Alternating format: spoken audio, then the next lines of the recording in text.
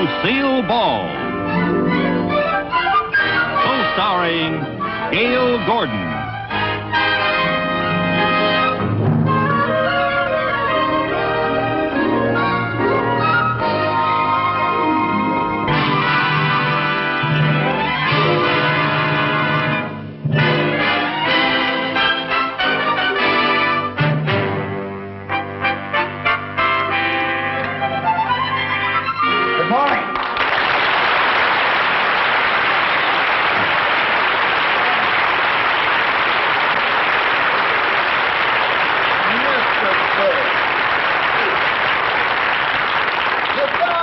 Mr. Burns, now then, what can I do for you? I stopped by to pick up my dividend statement. Ah, yes. Well, my secretary has your file. She'll be right back. Fine. Do you smoke cigars, Mr. Mooney? Yes, I do, yes. May I have one?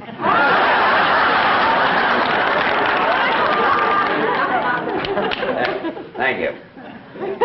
Jack Benny always pulls that on me. Very fun. Well, you know, some actors have to be on all the time. So I've heard. Oh, that could be very annoying. I could never be like that. I think it's unprofessional. I say once an actor walks off the stage, he should leave his work there and be like everybody else. Very commendable. I've learned to relax, like Irving Berlin said in that song many years ago. Lazy, I want to be lazy. I want to just lay in the sun with no work to be done. Yes, I remember that. Ooh, under that awning they call the sky. It was a very... Stretching and yawning, you let the world go drifting by. Yes, well, I want to peep in the deep tangled wildwood, counting sheep while I sleep, like a childhood, with a great big valise full of books to read while it's peaceful, while I'm killing time, being lazy now, Mr. Mooney.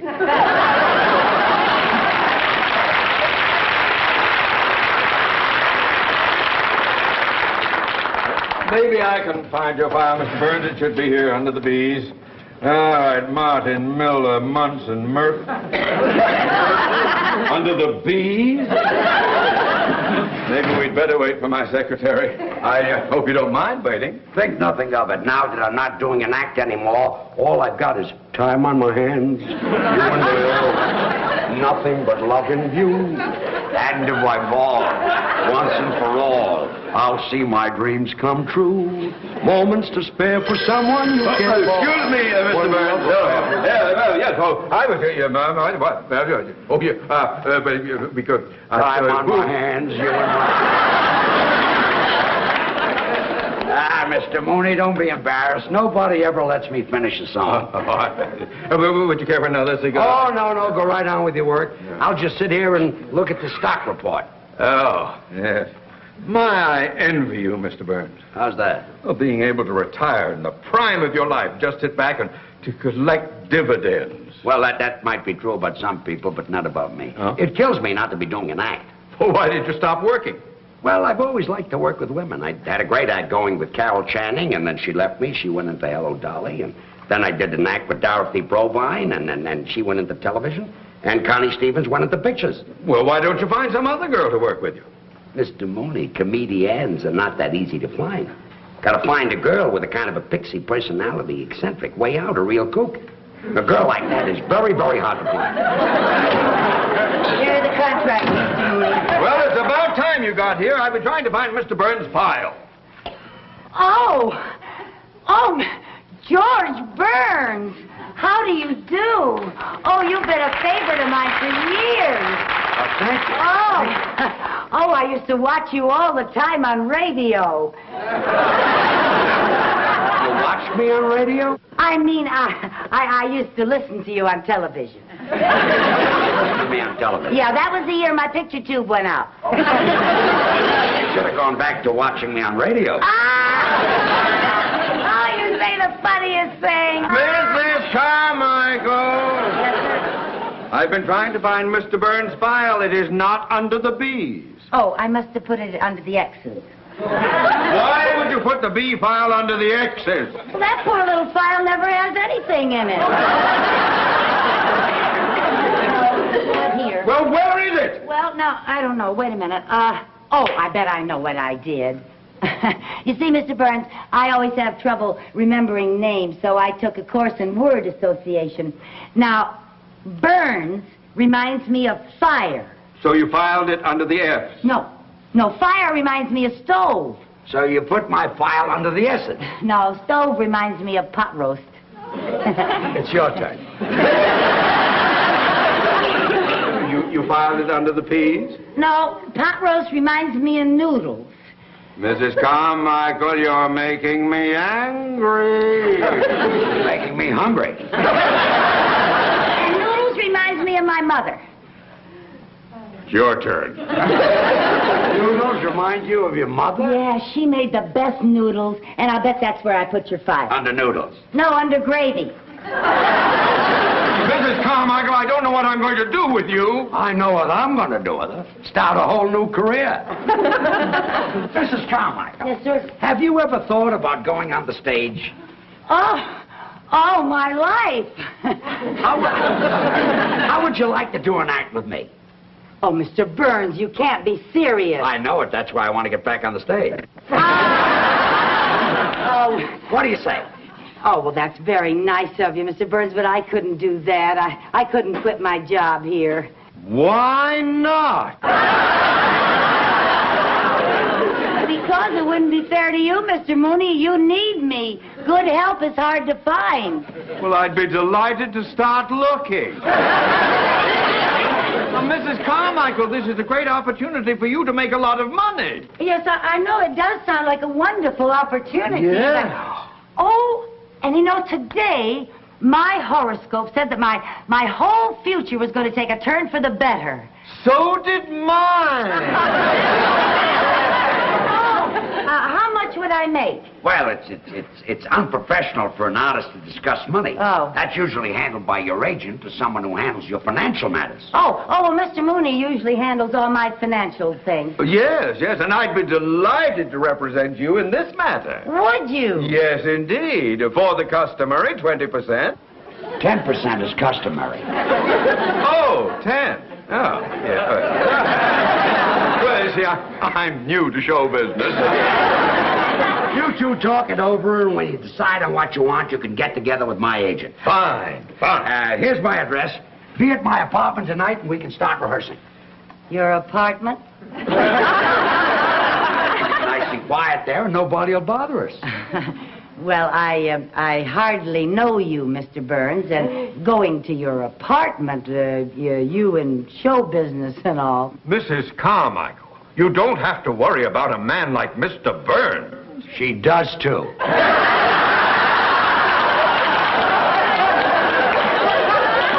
didn't mean that you aren't a gentleman, Mr. Burns. I just meant that...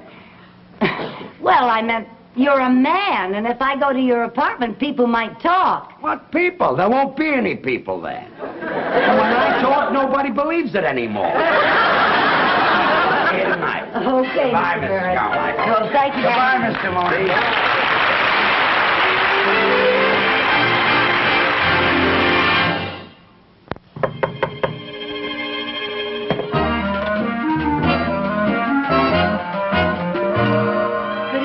Good evening. Come on in. Thank you. Oh, what a lovely apartment. Well, I'm glad you like it. Oh, it's so beautiful. Are you ready to try a little rehearsal? Oh, yes. I can hardly wait to find out what I do on the stage. First, you've got to learn how to get on the stage. Oh, yes, sir. See, making an entrance is very important. Oh. Now, let's see. Where are we? That'll be the wings right there. Oh, uh-huh. Now, this will be center stage. Yes, sir. Yeah. Is that the audience out there? That's the audience. Okay. Now, we're introduced over the house mic. Oh, are we? Ladies and gentlemen, here they are, George Burns and Lucy Carmichael. Now, the orchestra plays our entrance music. Oh, what is our entrance music? Some of these days. Oh! Now, let's make our entrance. Let's go into from the over here. Now, you walk out just like I do. Yes, sir. Okay. Yes, sir. Now, here they are, ladies and gentlemen, George Burns and Lucy Carmichael. Now, there's music, and I'm walking out, and I'm bowing, and I get to the center of the stage, and when I get to the center of the stage... I'm sorry, Mr. Honey, you walked out too fast. Oh, well, I guess I've waited so long to go on stage that I was kind of in a hurry.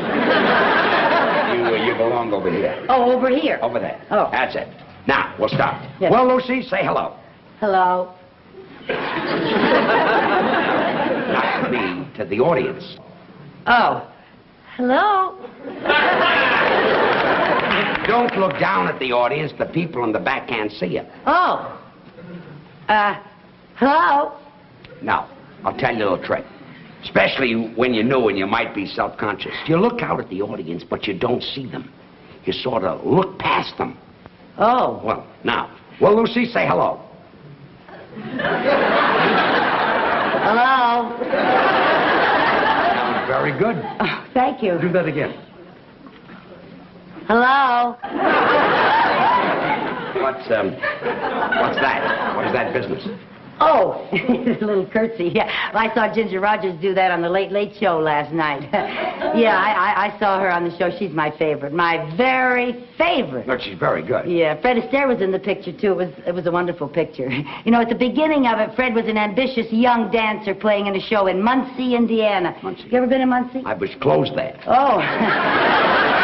Well, Ginger Rogers is one of the chorus girls in the picture, and Fred's up there dancing away, you know, and Ginger's in back of him kicking with the girls, you know, and she accidentally kicks Fred. And the people laugh, and Fred is very embarrassed, you know. And then the girls go off stage, and Ginger starts for her dressing room, and Fred comes off stage, grabs her, and starts bawling her out. And that poor little thing is on the verge of tears. She's hurt? Not her, him. Oh, him. It hurt where she kicked him. Oh. And he tells her she's nothing but a clumsy clown with 2 left feet. And he calls her a no-talent nitwit. And then she calls him a swell-headed nincompoop. Yeah, and that's when they realize that they really love each other. It always... So, later that night, he goes over to her apartment to apologize for bawling her out, you know. And he knocks on the door. He knocks on the door. If that's Fred Astaire, I'm giving up cigars. Come in. Oh, good evening. Nice to see you. Hope you don't mind my dropping by. I suppose you came by to transact a deal. Yes, I did, and to see how my client is getting along. Well, we've been rehearsing a little bit. Yeah, Mr. Burns is teaching me how to say hello. Hello. Oh, my, that's very good. You'll be worth a lot of money, this girl. Well, I don't discuss money. You'll have to talk to my agent. Hello. Yeah, no more. Hello? Save it until after we've made a deal. Oh. By the way, Mr. Mooney, I hope you don't think I'm taking advantage of you. How's that? Well, show business is new to you, and you'll be dealing with a man who's had a lot of experience in theatrical deals. Well, what's the difference? Money is money, and after all, a man with my vast banking and financial experience, it may be that your agent will be the one who is at a disadvantage. Oh, no. My agent is very good at money matters. Oh? Excuse me. Yeah. Hello? Mr. Burns, your agent's calling. Good. Put him on. Hello, George. This is Jack. Just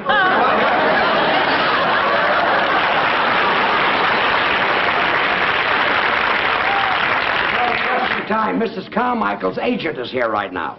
Fine. Let me talk to him. Good. Here he is. His name is Mooney. Mr. Mooney. Here, Mr. Mooney, my agent. What's his name? Benny. Jack Benny. Jack Benny is your agent?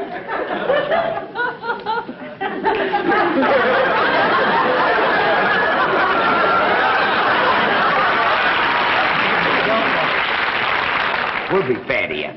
We will not. I'll handle this. You just get us booked someplace. I got you a break-in date for tomorrow night at a club in Santa Monica. We open tomorrow night at a club in Santa Monica. Oh, that's wonderful. Great. The bookers from Vegas will be in to see you, so I hope the act's good. Don't worry, she'll be fine. I mean you.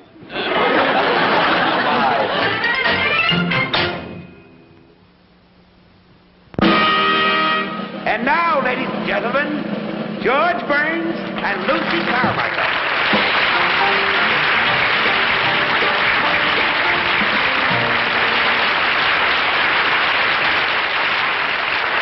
Lucy, say hello. Hello. Well, now that you're on the stage, what are you going to do? Oh, Well, when I was in the beauty parlor this afternoon, I heard a wonderful joke. Would you like to hear it? It had everybody dying laughing. We'd all like to hear it. Oh, well, this one man looked up and said to the other man, "Don't ask me, I just got here myself."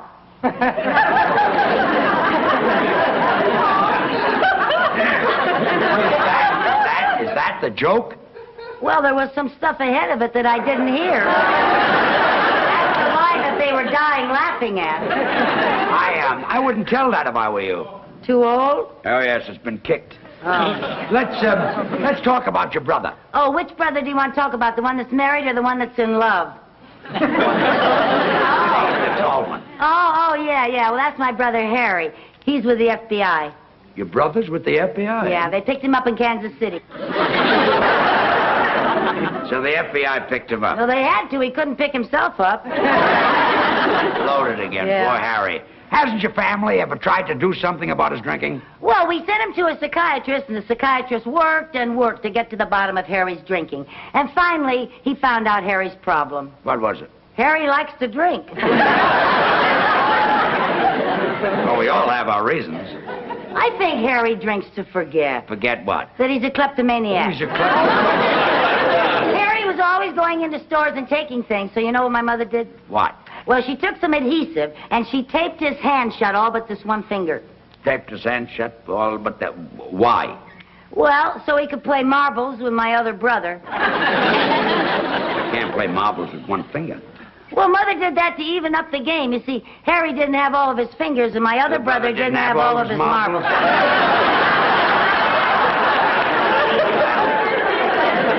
That made the game even. Yes, it did. But when your mother taped up Harry's hand so that he only had one finger, did this stop his shoplifting? Well, it helped. All he could steal were donuts. Harry likes donuts. That's right. It was a donut that broke Harry's back. Donut broke his back? Yeah. You see, he had a donut in his right-hand pocket, and he tried to get it out with his left hand. And broke his back? Yeah. Well, the next time he's got a donut in his right-hand pocket, tell him to try to take it out with his right hand. Well, that's kind of hard when you got your pants on backward. He had his pants on backward? Yeah. You see, Harry had a suit with two pair of pants, and he put one pair on frontwards and one pair on backwards. So that he could walk either way. That's when the truck hit him. What truck? The truck that didn't have its lights on.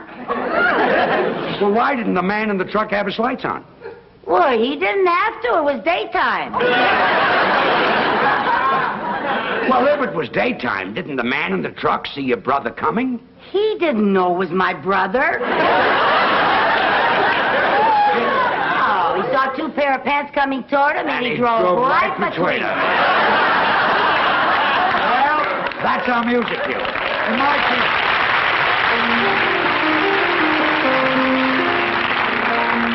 Two sweethearts in a country town, the neighbors say, lived happily the whole day long. Until one day told he must go away, she wondered then what could go wrong. He said, you know it's true, I love you best of all, and yet it's best if we should part.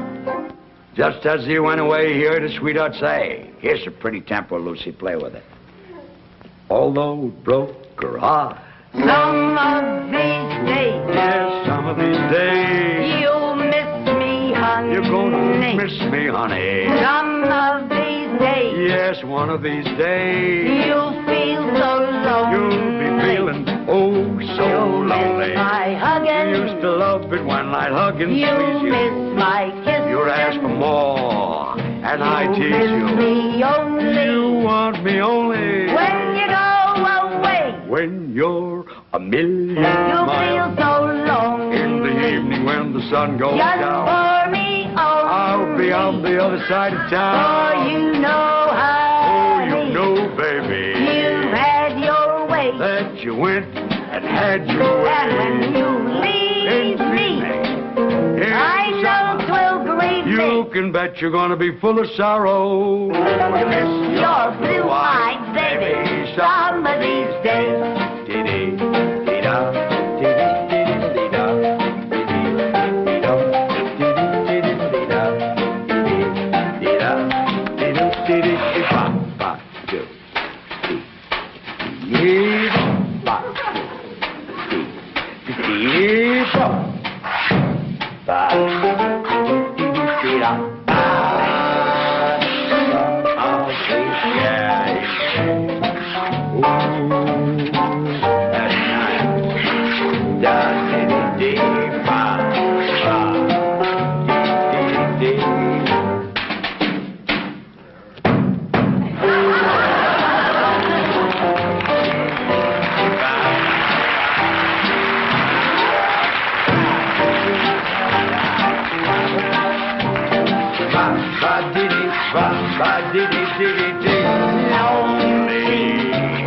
Just for me only.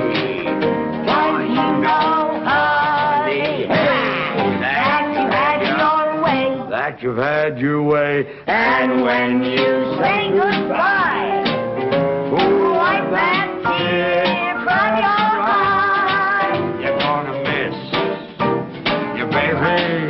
You're gonna miss your red-haired mama. You're gonna miss your blue-eyed baby somebody.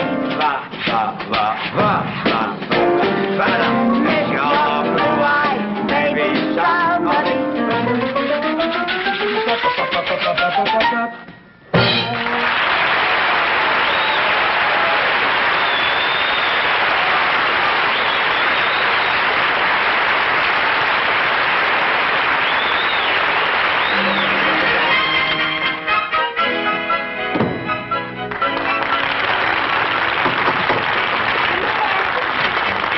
Lucy, you were just great. Thank you. Everybody out front is talking.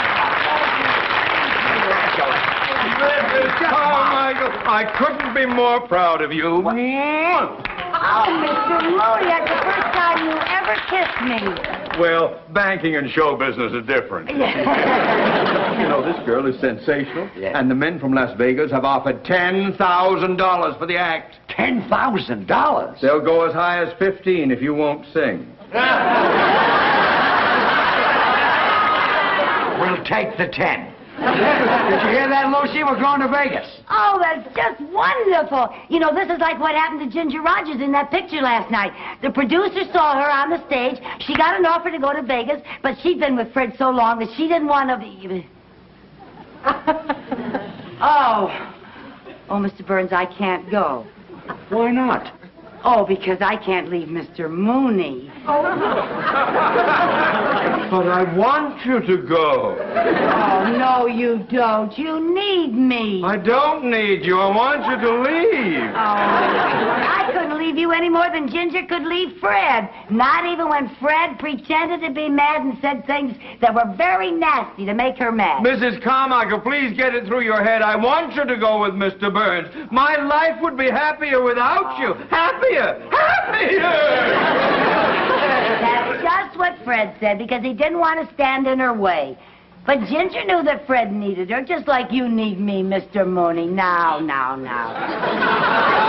Mr. Burns, but it just wouldn't work. I couldn't be funny out on the stage thinking about Mr. Mooney back in the bank trying to get along without me. Mr. Mooney, you must be a wonderful man. How do you inspire such loyalty? I don't know what I've done to deserve this. Well, I hope you're not mad at me, Mr. Burns. What for? This is the story of my life. But what about the engagement at Las Vegas? Well, now that I don't have a girl, I guess we'll have to pass up the $10,000. Oh, I'm just awfully sorry about it, but, you know, Mr. Burns, Mr. Mooney has... What are you doing? If you think I'm going to let $10,000 go down the drain, you are crazy. Some of these days...